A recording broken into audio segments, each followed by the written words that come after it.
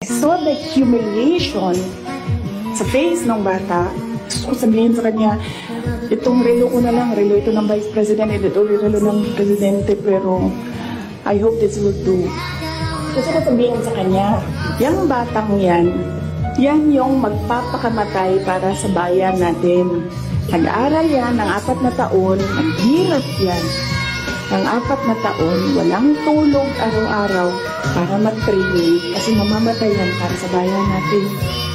As your Commander-in-Chief, I lay down these vital points that may ask you to instill within you yourselves. Be humble. Nothing beats humility.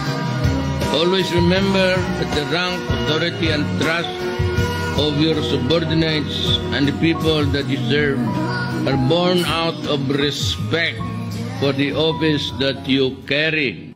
At yan ang mga nakakagulat na mga topic ngayon. Mag-comment ka kung meron kang nalalaman.